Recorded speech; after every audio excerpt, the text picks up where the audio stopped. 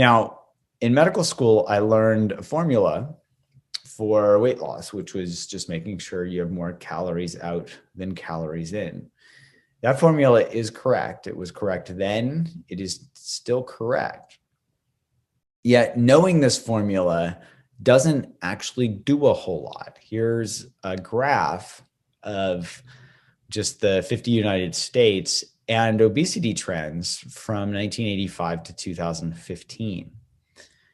Hint, purple is not good. I know it's a little blurry, but the darkest purple is greater than 30% BMI.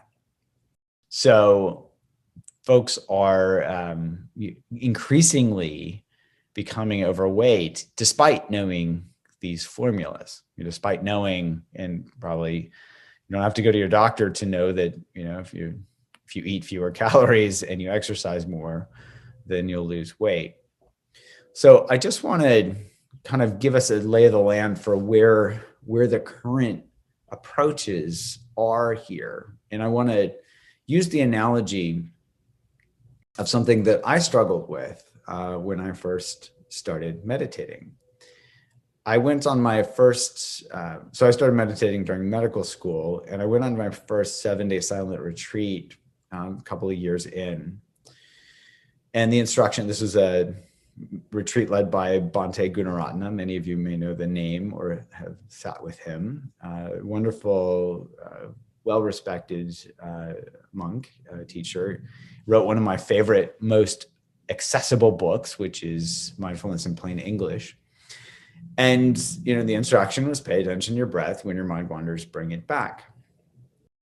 I remember distinctly this retreat because by day 3, I was crying uncontrollably on the shoulder of the retreat manager, because here I was, I could get into medical school, but I couldn't pay attention to my breath for the life of me. No matter how much I tried, I could not pay attention to my breath.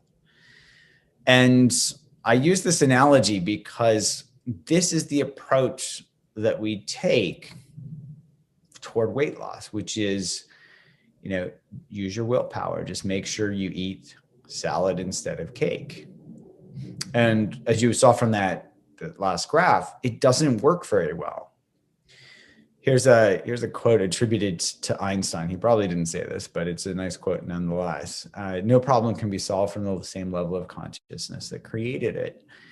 And the idea here is we can't think our way out of a problem. We can't think our way into weight loss.